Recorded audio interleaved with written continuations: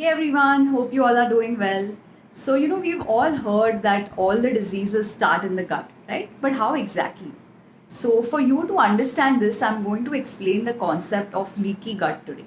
So, before we go into what a leaky gut is, first let us understand how normally our digestive system works. Okay, so we eat food, it goes, through our mouth, down the food pipe, into the stomach, and then the small intestine. Okay, so now small intestine is the place from where all your nutrients are supposed to get absorbed by the body. Yeah. So if you remember your biology diagrams, the small intestine has a lot of convolutions, a lot of folds, right? So these folds have very tightly regulated junctions.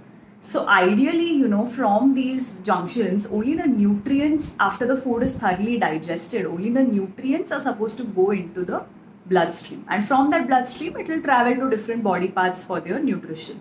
Correct?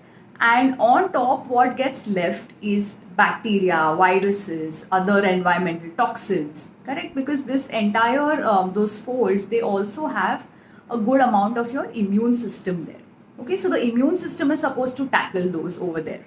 But for some reason, if there has been a lot of inflammation over here in the gut lining, these junctions they tend to become loose. So because they become loose, it allows a lot more space for even other things to go into your bloodstream. Okay, so normally those things, these bacteria, viruses, toxins, allergens, which were not supposed to go inside, now even those are going in your bloodstream, right? And because your bloodstream is not really used to having these, it is only used to nutrients, right? But when these things, even your undigested particles, they are not ideally supposed to go inside, correct? So when all of these things go, they will treat the bloodstream, the immune system in the bloodstream will treat it as a foreign particle. And what it does to any foreign particle is it gives an immune response to try and destroy that particle or make it neutral and not harmful.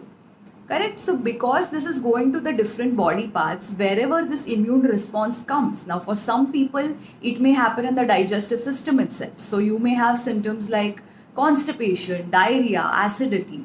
For some people, this will happen, in the skin. So you may have suddenly a lot of eczema, a lot of rashes.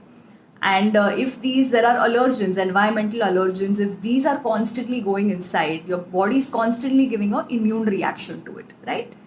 So this is how all of these symptoms end up developing. Okay, and regarding allergies, especially food allergies, which develop later in life, like people often wonder, I was able to digest this particular food all this while, and suddenly what happened? That's because one fine day, an undigested particle went into your bloodstream. It was not supposed to go there. It was just supposed to go to the large intestine and then eventually get excreted from there. But because that undigested food particle came in your bloodstream, your body treated it as a foreign object, right? And to any foreign object, it will make antibodies. Okay, so next time, whenever that comes again, the body will be like, oh my god, this is foreign, let's start rejecting it. Okay, so this is how you start developing allergies later in life. Now, this whole process of your body giving an immune response, taking care of that foreign body, this all goes on fine for some time, even years together.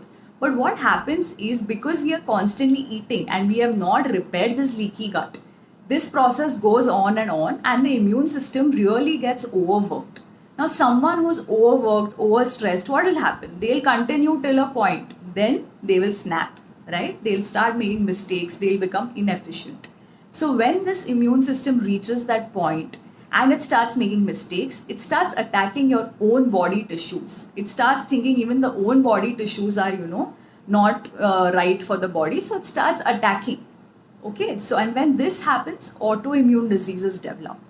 So we have all heard of diseases like rheumatoid arthritis, lupus, psoriasis, Crohn's disease, Hashimoto's. All of these are basically these autoimmune disorders. Okay, so now we understand that a leaky gut is contributing largely to such autoimmune conditions. But what is causing leaky gut? So we look at all of that in the next video. So stay tuned. Bye.